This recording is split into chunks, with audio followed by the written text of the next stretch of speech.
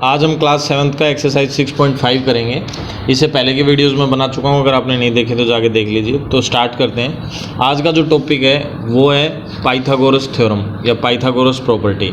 तो पाइथागोरस जो प्रॉपर्टी है ना, ये राइट एंगल ट्रायंगल पे ही अलाउ होती है। तो इसके लिए सबसे पहले हमें क्या चाहिए? सबसे पहले चाहिए हमें राइट एंगल ट्रायंगल, और किसी भी ट्रायंगल पे पाइथागोरस प्रॉपर्टी अलाउ नहीं करेगी। ठीक है, तो ये हो गया हमारा एक राइट एंगल। इसको हम क्या बोलते हैं? हाइपोटेन्यूस। हाइपोटेन्यूस, बेस और परपेंडिकुलर। ठीक है, तो ये तीन साइड होती हैं। जो राइट एंगल होता है हमारा 90 डिग्री, उसके सामने हाइपोटेन्यूस होती है, या फिर ऐसा कहूँ सबसे बड़े वाली साइड उसके सामने होती है। नीचे बेस होता है, इधर परपेंडिकुलर होता है। तो इसी पे हम पाइथागोरस प्रॉपर्टी यूज़ करते हैं। पाइथागोरस प्रॉपर्टी में क्या होता है? दो साइड के स्क्वायर का सम तीसरी साइड के स्क्वायर के इक्वल होता है। और ये दो साइड कौन सी होती हैं? बेस का स्क्वायर और परपेंडिकुलर का स्क्वायर हाइपोटेन्यूस के स्क्वायर के इक्वल होता है। तो मैं इधर लिख देता हूँ बेस का स्क्वायर प्लस परपेंडिकुलर का स्क्वायर इक्वल टू किसके होता है? हाइपोटेन्यूस के स्क्वायर की। यही वाली प्रॉपर्टी यूज़ करके हम अलग अलग क्वेश्चंस सॉल्व करेंगे। ठीक है, तो अभी मैंने आपको इसमें तीन चीज़ें बताई हैं, वो याद रखना। एक तो ये राइट एंगल ट्रायंगल पे होती है, ठीक है, 90 डिग्री के सामने वाली साइड सबसे बड़ी होती है, और राइट एंगल ट्रायंगल पे ही ये प्रॉपर्टी यूज़ होती है। ठीक है, और हाइपोटेन्यूस का स्क्वायर जो है वो इक्वल होता है बेस के स्क्वायर के और परपेंडिकुलर स्क्वायर के प्लस के। ठीक है, अब देखो हम एग्जाम्पल करते हैं फिफ्थ, तो हमें और अच्छे से समझ में आ जाएगा। ये फिफ्थ का एग्जाम्पल है। You will determine whether the triangle whose length of side 3 centimetre 4 centimetre 5 centimetre is a right angle triangle और नॉट। ठीक है, तो ये बोल रहा है कि भाई 3 सेंटीमीटर 4 सेंटीमीटर और 5 सेंटीमीटर वो हैं लेंथ। तो बोल रहा है बताइए कि 3, 4 और 5 साइड है। बोल रहा है बताओ कि ये राइट एंगल है या नहीं है। ठीक है, तो हम कैसे बताएंगे राइट एंगल ट्रायंगल है? दो साइड का सम का स्क्वायर और तीसरी साइड के इक्वल होगा। और तीसरी साइड कौन सी होगी? जो सबसे बड़े वाली यानी हाइपोटेन्यूस होगा, वो तीसरी साइड होगी। और इन दोनों साइडों को कौन सी को भी आप बेस और परपेंडिकुलर ले सकते हैं।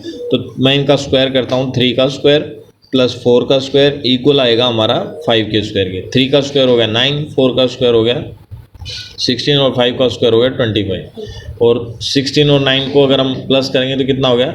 25 इक्वल टू 25। दोनों साइड इक्वल आ गई। तो इक्वल आ गई तो इसका मतलब क्या हो गया कि ये पाइथागोरस थ्योरम को सेटिस्फाई कर रहा है। तो ये तीनों जो साइड हैं ये राइट एंगल ट्रायंगल की साइड होंगी। समझ गए?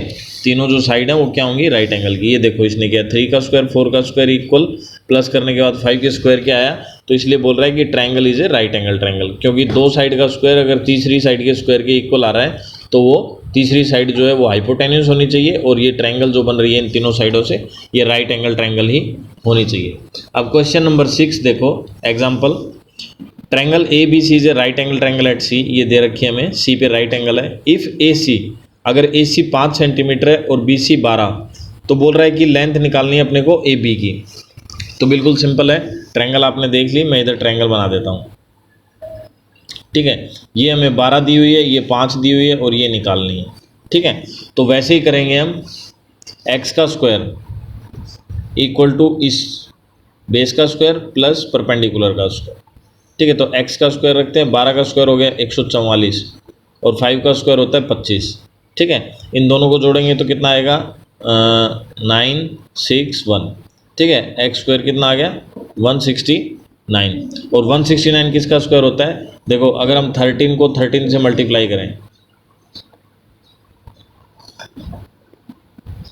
कितना आ गया? 169। तो मैं 169 को क्या लिख सकता हूँ? 13 इंटू 13 लिख सकता हूँ, और एक्स स्क्वायर इक्वल टू 13 का स्क्वायर। अब देखो इधर भी कोई नंबर 2 बार है, यानी एक्स 2 बार, और इधर भी क्या है? 13 2 बार है। तो एक्स की वैल्यू कितनी हो गई? 13। या फिर ऐसे समझ लो एक्स मल्टीप्लाई एक्स है और उधर 13 मल्टीप्लाई 13 है, तो यानी एक्स की वैल्यू 13 के बराबर हो गई। तो ये जो नंबर है ये हमारा कितना आ गया? 13 आ गया। समझ गए? इस तरीके से हमें करना है। ये हो गया हमारा एग्जाम्पल 6। अब ये ट्राई दीज दिए हुए हमें।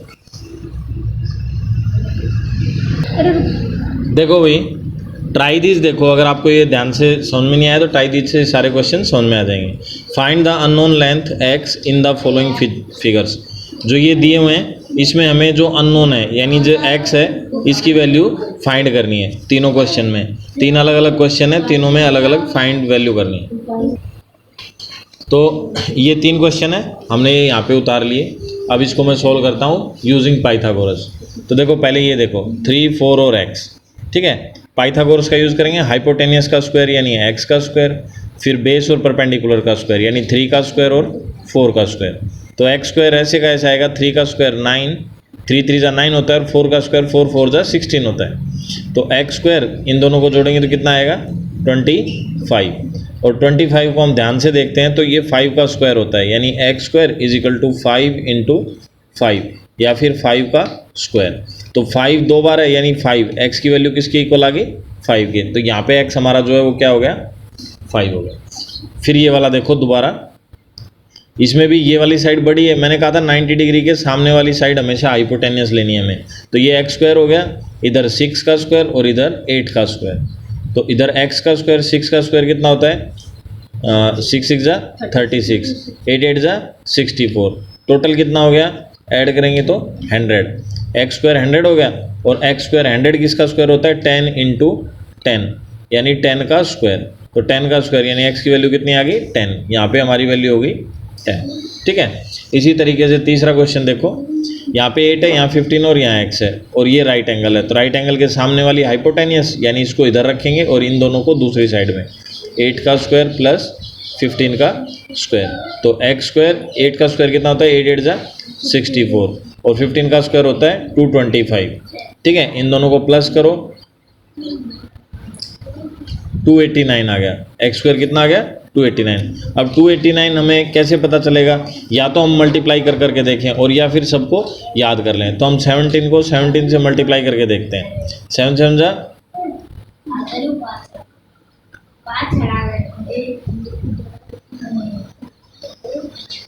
289, ठीक है। तो आप या तो याद कर लो तो आपको पता चल जाएगा, सारे स्क्वायर्स नंबर याद कर लो, ठीक है 20 तक। जैसे 1 का स्क्वायर 1 होता है, 2 का स्क्वायर 4, 3 का स्क्वायर 9, 4 का स्क्वायर 16, ऐसे आप इसको 20 तक याद कर लो तो आपको प्रॉब्लम नहीं होगी, ठीक है। तो x square equal to 17 into 17, और x square is equal to 17 का स्क्वायर यानी x की वैल्यू कितनी आ गई 17। तो ये वाला ट्राई दिस भी हो गया हमारा, x की वैल्यू आ गई 17, ठीक है। तो ये हो गया हमारे यहाँ तक। आगे देखते हैं, ये नेक्स्ट पेज की हमारे ट्राई दीज हैं। तो इसमें ये और ये वाले पहले करते हैं, फिर इसको बाद में करेंगे। तो पहले ये और ये मैंने बना लिए हैं, तो देखिए हम इनको करते हैं पहले। ये रहे हमारे ट्राई दीज, ठीक है। तो इसमें ये पहला क्वेश्चन देखो, ये वाला दिया हुआ, इसमें वैसे ही करेंगे। ये राइट एंगल है, राइट एंगल के सामने बड़ी वाली साइड है, बड़ी वाली साइड को इधर रखते हैं और छोटे वाली को 7 का स्क्वायर प्लस 24 का स्क्वायर, इस तरीके से 7 7 जा 49, और 24 का स्क्वायर आप मल्टीप्लाई कर लो। अगर नहीं आता तो मेरे को भी नहीं आता, मैं मल्टीप्लाई कर लेता हूँ। 16 2 2 जा 4 और 1 5, 4 4 16 8 96, सॉरी 4 2 जा 8 2 2 जा 4 6 576, इतना हो गया, ठीक है। अब इन दोनों को जोड़ दो, 9 और 6 15, 7 और 4 625 आ गया, ठीक है। 7 का स्क्वायर इतना हो गया, 24 का स्क्वायर इतना हो गया, एक्स स्क्वायर की वैल्यू ये होगी। अब 625 होता है 25 का square, x square is equal to 25 multiply 25, ठीक है। तो एक्स स्क्वायर इज इक्वल टू 25 का स्क्वायर, तो एक्स की वैल्यू किसके इक्वल आ गई 25 है, यानी ये वाला आंसर हमारा जो है 25 आ गया, ठीक है। अब ये वाला क्वेश्चन देखो, ये थोड़ा कॉम्प्लिकेटेड है। इसमें इसके 2 पार्ट बना लेते हैं। एक ये, क्योंकि राइट एंगल इधर है तो हम इसको 2 हिस्सों में करेंगे, एक बार इस वाले को छुपा लेंगे, फिर एक बार इस वाले को छुपा लेंगे। तो ये 37 और 37 है, तो आपने मीडियन पढ़ा था, मीडियन बिल्कुल बीच में होता है। तो यानी ये वाली लेंथ ये यहाँ से यहाँ तक और यहाँ से यहाँ तक दोनों बराबर होंगी। तो हम इसमें से अगर एक ट्रायंगल ले लेते हैं,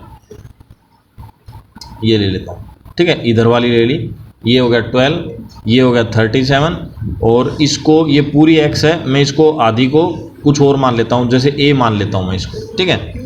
ये राइट एंगल है, अब अगर मैं इसका a की वैल्यू निकाल लूँगा यहाँ से यहाँ तक की, तो a और a को 2 से मल्टीप्लाई कर दूंगा ना तो x के इक्वल आ जाएगी। ठीक है, तो पहले हम a निकाल लेते हैं। a कैसे निकालेंगे, ये सबसे बड़ी है 37, तो 37 का स्क्वायर कर देंगे। फिर ये और ये उस साइड में 12 का स्क्वायर प्लस a का स्क्वायर। ठीक है, अब हम इनका मल्टीप्लाई करके देख लेते हैं। पहले 37 का मल्टीप्लाई करते हैं।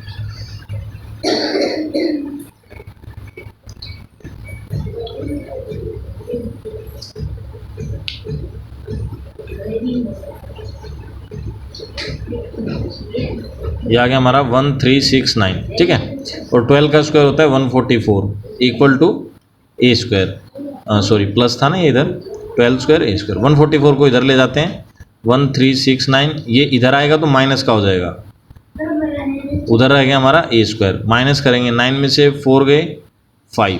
ठीक है, फिर 6 में से 4 गया 2, फिर यहाँ 3 में से 1 गया, कितना बचा 2 और 1 इक्वल टू आ गया हमारा ए स्क्वायर। अब देखो, अब बड़ा नंबर है और हमें स्क्वायर निकालना है, तो हम इस तरह के नंबर का स्क्वायर कैसे निकालेंगे। अब हम क्या करते हैं, 1 2 2 5 इसके प्राइम फैक्टर बना लेते हैं।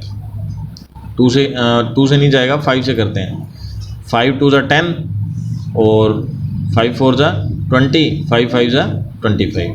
ठीक है, फिर 5 से करते हैं, फिर 7 से।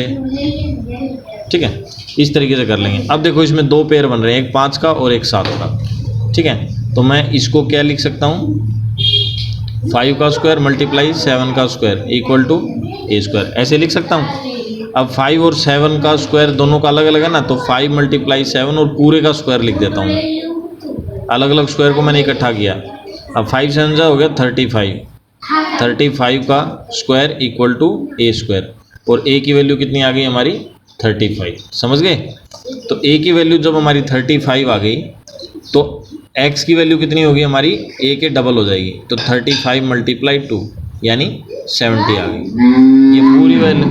ये पूरी वैल्यू कितनी है, 70 आ गई। x की वैल्यू हो गई हमारी। अब हमारा लास्ट वाला ट्राई दीजिए, ये इसका डायग्राम मैंने बना लिया है। ठीक है, तो इसमें हमें क्या करना है, x की वैल्यू निकालनी है। तो किस तरीके से निकालेंगे, देखो एक तो राइट एंगल ये इधर दिखा रखा है और एक राइट एंगल ये इसके अंदर ही इधर। ठीक है, तो अब हमें ये x की वैल्यू यहाँ से यहाँ तक की निकालनी है। तो देखो कैसे निकालेंगे, बिल्कुल सिंपल तरीका है। ये डायग्राम मैंने बना लिया। तो पहले ये बड़े वाली ट्रायंगल देखो, ये छोटा राइट एंगल भूल जाओ, ये राइट एंगल देखो, तो ये हो गया राइट एंगल, और राइट एंगल के सामने वाली साइड यानी ये पूरी साइड यहाँ से यहाँ तक की हाइपोटेन्यूज होगी। इसको आप कुछ भी मान लो, इसको मैं a मान लेता हूँ। तो पहले हम ये a निकाल लेते हैं। कैसे निकलेगी, देखो a का स्क्वायर इक्वल टू 12 का स्क्वायर प्लस 5 का स्क्वायर। तो 12 का स्क्वायर होता है 144, 5 का स्क्वायर होता है 25। दोनों को जोड़ेंगे 169 होता है, और 169 होता है किसका स्क्वायर, 13 का स्क्वायर। ठीक है, तो a स्क्वायर इक्वल टू 13 का स्क्वायर। तो ये वाली हमारी लेंथ कितनी आ गई, 13, ये पूरी 13 आ गई। अब देखो छोटे वाली ट्रायंगल देखो, ये वाली, ये 5 है, ये 3 है, और ये निकालना है हमें। ठीक है, तो ये 5 और 3 से हम निकाल देंगे। तो 5 और 3, ये देखो राइट एंगल है, और राइट एंगल के सामने वाली साइड हाइपोटेन्यूज होती है, यानी 5 सबसे बड़ी साइड है, और बच गई ये 3, और इसको क्या मानते हैं हम, इसको a मान लेते हैं एक बार। तो 3 का स्क्वायर प्लस a का स्क्वायर। ठीक है, तो 5 का स्क्वायर हो गया हमारा 25, 3 का स्क्वायर को इधर ले आते हैं, 3 3 = 9, और उधर क्या बच गया, a स्क्वायर। तो 25 में से 9 गए तो कितने बचेंगे, 16, इधर आ गया हमारा a स्क्वायर। अब 16 किसका स्क्वायर होता है, 4 का, 4 × 4 इक्वल टू a स्क्वायर, और 4 का square equal to a square, यानी a की वैल्यू कितनी आ गई, 4। तो ये आ गई हमारी 4। आ गई समझ में। अब देखो डायग्राम को ध्यान से, ये पूरी 13 है और ये यहाँ से यहाँ तक 4 है।